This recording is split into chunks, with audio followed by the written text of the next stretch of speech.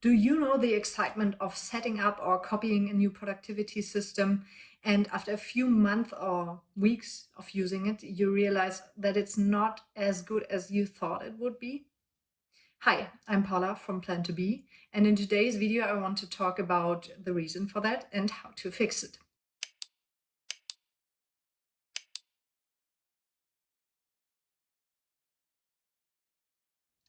So if you're into productivity and productivity systems like I am, you probably know those videos on YouTube where they talk about the ultimate system, the ultimate productivity system, or the only productivity system you will ever need.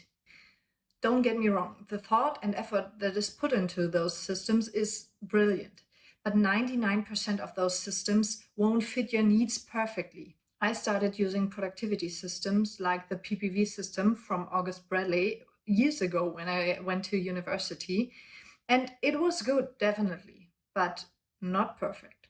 Or also, you might have heard of second brain systems, for example, in the Notion app. I tried them all, kind of all, and it was always the same process.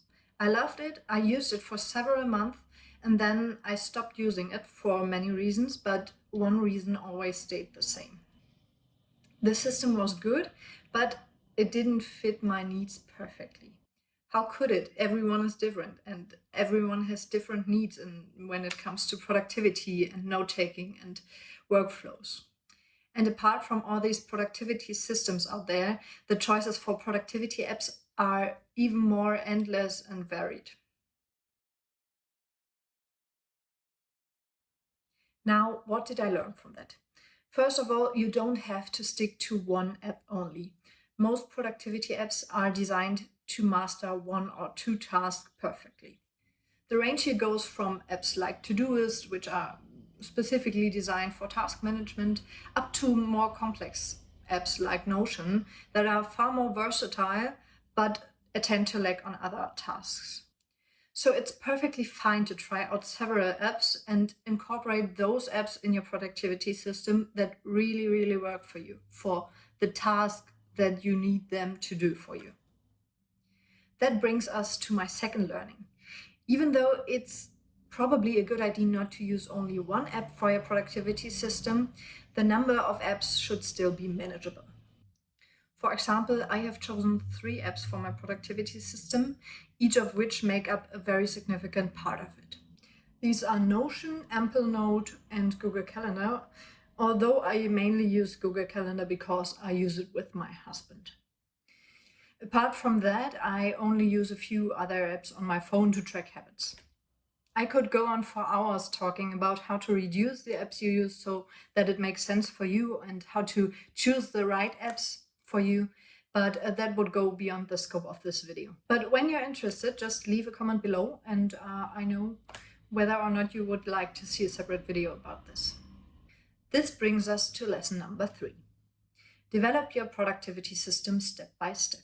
To get to a point where your productivity system supports and not burdens you, you need to observe yourself in your daily life and find out what you really, really need. This is step 1. Step 2, this is rather optional, but I would highly recommend you to write this down on a sheet of paper or in a document, whatever you like. For example, I made a new note in my Notion setup because I can easily make changes and copy things in here. This might look like a lot, but again, this can be as simple or as complex as you want and need. But we are not quite there yet. Once you know what you need, you could research, for example, Notion templates that address one of your needs. There are tons and tons of free templates by brilliant people out there. Once you've found one that suits your needs best, you can, for example, copy it or rebuild it from scratch, and most importantly, adapt it furthermore to your needs. If you're a Notion nerd, like I am, you may build your own system based on your research, but this is optional. Most importantly here is, again, only copy a part of an existing system that has value for you, not the whole thing. This way you avoid part of a system that clutter your space, that have little to no use to you and even reduce your productivity. To clarify, I would like to show how I did this in my Notion productivity system. So let's jump right in. When I started revamping my entire productivity system, I started with a global text database that implements the para method. I got the inspiration from 2 videos by Red Gregory and completely transformed it into my own setup. For those who are interested in the concepts, I'll link both videos below in the description. The para method, for those who don't know, divides your life into projects, areas, resources, and an archive. As you can see, I implemented the first 3 of those into my global text database. But not only that, I have added many other things to this database I especially need to keep track of things. And I swear I use every one of them. Now, this may all seem quite overwhelming, but that's exactly the point of observing yourself and only including the things in your individual productivity system that you actually need. You can make your system as simple or complex as you need it. Last but not least, my tip number 4. This one will help you keep track of your productivity system so you won't forget to check in with every part of it on a regular basis. Do some kind of a monthly, weekly, or quarterly review. I will show you how that helps.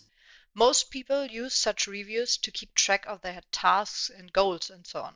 This is definitely important and should be the main purpose of a review, but it could be much more than that. When you look at the list I previously showed you, you will notice this section here. Here I sorted all the things I dumped into my needs list and reorganized them into one of my reviews based on the frequency I wanted to check in with this part of my productivity system. This way I always know that nothing gets lost or goes unused. Besides that, I only see the parts of my productivity system when I really need to see them. This is one of the main reasons why my productivity system brings me a lot of peace and serenity. It really supports me because it tells me when I need to see what and why. This way, I don't have to be anxious about forgetting something because my productivity system tells me when I need to think about what. Very important to mention is that you probably won't need as many reviews as I have. This is just particular to my needs. Maybe you just need a monthly review or just a weekly review. This is totally up to you. So my productivity systems never worked for me because I copied them from elsewhere and didn't adjust them to my needs. I fixed this by choosing productivity apps that did perfectly what they needed to do for me and limiting those apps to a minimum. I also observed which tools could support me in my everyday life. I researched accordingly, and then I developed tools that perfectly met my needs. That included developing my productivity system over time and constantly making small changes because life changes, you change, and your needs change. And so should your productivity system. This also counts for regular check ins that help you by zooming in and showing you only those things you need to see at a particular moment so you don't need to remember them. Your productivity system should do that for you. Anyways, thanks for watching this video and see you in the next one. Bye.